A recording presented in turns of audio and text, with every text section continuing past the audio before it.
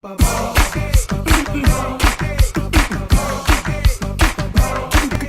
here we go, the start of our course. And before we can even think about making cocktails, we need to understand the cocktail equipment that we will need to make them and how to use all those pieces. So I'm going to take you through one at a time. Some will seem obvious, but sometimes we can point out things that are right in front of us and we don't really think about. So the first thing, which should be obvious to you all, is a knife. Now it's really handy to have a straight edge sharp knife, not too big but definitely not too small. The straight edge is really important because we do a lot of chopping, we do a lot of cutting, and if you have a serrated knife it starts to get a little bit messy. So I'd recommend something like that, about 5 to 6 inches long and nice and sharp. So that's the first thing. Let's put that to the side. The second thing is this. This is a pourer. Now, not all of you have these, and that's fine. But if you do have these are quite an advantage when it comes to actually pouring from a bottle. They help you with a controlled, flowing pour, and one that you can start and stop really easily. So let me just demonstrate that to you. So I'm going to take this bottle of vodka, which actually is not a full bottle of vodka because this has seen some action, and I'm going to put this in the top of the bottle. And that means that when I come to pour, I can actually throw the bottle right up high, and in order to stop the pour, I can just drop my wrist and it will stop it dead. So I'll give you an example.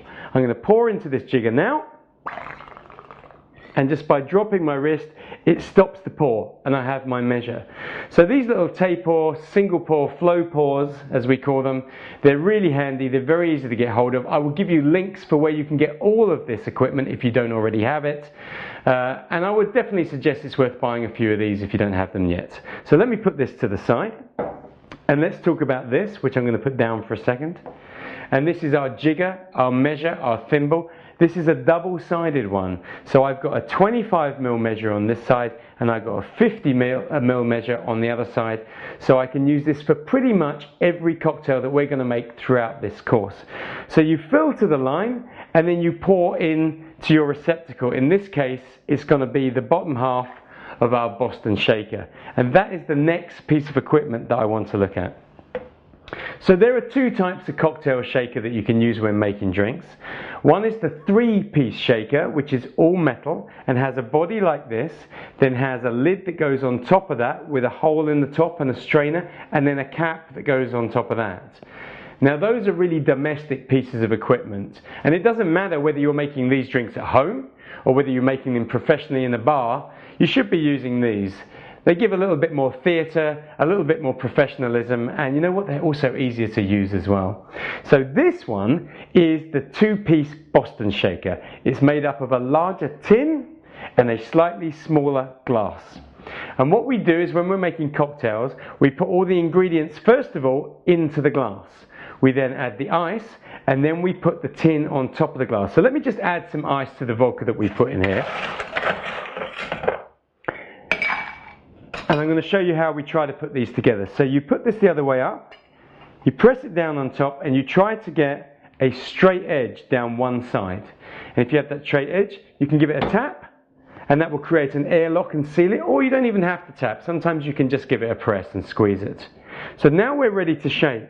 But whenever you shake, you turn the shaker up the other way so that the glass is facing back when you shake it. And the idea of that is that if in any circumstance there is a break in the airlock and it starts to leak, it means in a bar, while you're shaking, you're not going to send alcohol all over your customers.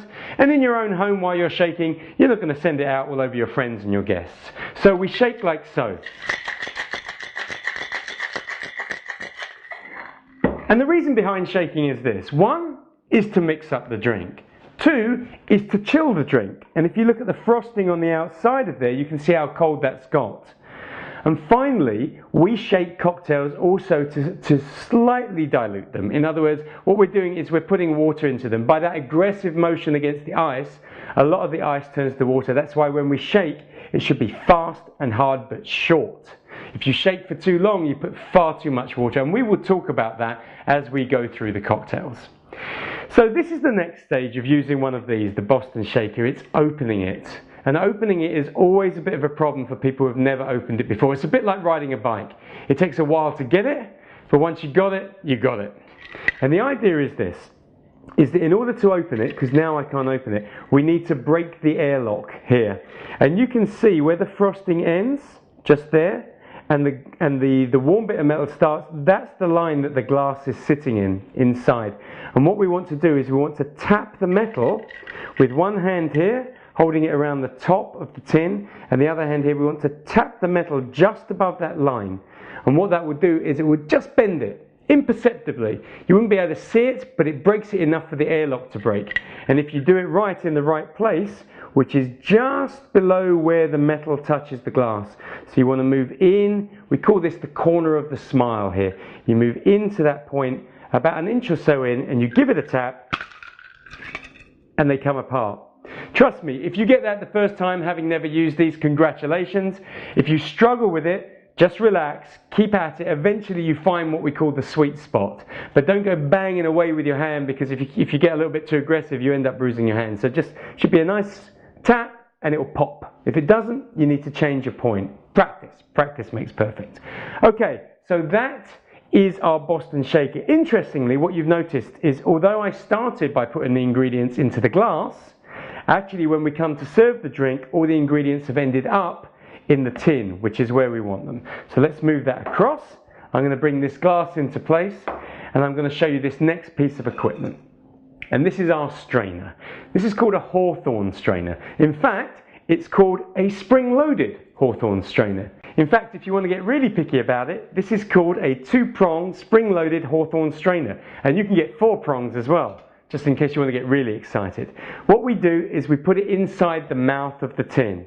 We use one finger to hold it in place, and the rest of our hand to grab around the tin so that we can now hold the ice in the shaker and dispense the drink, just like so. This way, all the ice that I've shaken stays inside, and I can pour a drink as we call straight up, with no ice in it. Sometimes with drinks you get very little ice chips in there, fine ice chips which are left over from shaking the ice. And in that case you would double strain. In other words, you would strain from this and through what looks like a little tea strainer as well. But to be honest with you, I'm not a big fan of double straining. I think it's a modern thing to make it seem slightly more mysterious, a bit more sort of rocket science if you like, but I actually feel it takes a little bit of life out of the drinks. It's not something I personally will be recommending to you. Let's move our drink to the side, which by the way, remember, is just vodka in there, and show you 2 last bits of equipment. One is the pestle, and the other one is the bar spoon. So the pestle does what it says on the tin. If you have a mortar and pestle at home, this is what it's for. We use this for crushing ingredients in our cocktails. In this course, we'll be squeezing some mint to release the oils. We'll be crushing limes to get the oils and the juices out of those. So a pestle is very useful. And then finally, the bar spoon. And this is a multi-skilled piece of equipment, which sounds like a strange way to talk about a spoon, but actually it's quite handy really. So first of all, you've got the spoon at the end. Now the spoon is a spoon, so you can use it for, I don't know, spooning in sugar, for example. But also the size of these spoons, regardless of who's made your spoon, is always 5 ml. So if you're trying to measure out small amounts of liquor, you can just measure it into the spoon and that would be 5 ml. Then you've got this little twist on here, and most of them have a twist. And a twist is really handy if you're doing layered cocktails, so shots, for example, like B-52s you might have heard of. And what you do is you take your pour spout and you put the pour spout against the neck and you dribble it on to the spiral. And the spiral holds the liquor as it feeds it right the way down the neck, and then if you get the little disc in place, it will then disperse onto the surface of what you're trying to layer. We're not actually layering any cocktails in this course, that will be a future course, but it's useful to know what that's for. Then you have this disc on the end, and the disc is for a number of things. One is for crushing things. So whereas the pestle we would use for muddling limes or fruit, pineapple, that sort of stuff, you wouldn't use the disc for that, but you might use it to break down bitters and sugar, which we will do in this course. The other thing about the disc is it's very handy for stirring. So many of our cocktails are stirred, and funnily enough, the spoon is slightly awkward for stirring, whereas the disc is much smoother, so we use it for that. So there we go. There's our pieces of equipment. It's really handy that you have them. If you don't already have them, our links will show you where to get them, and we can sort out arrangements for you where you get good prices on them. But I would suggest if you're passionate about cocktails, it's worth having at least these so that we can progress on our course, which I will see you on in a second.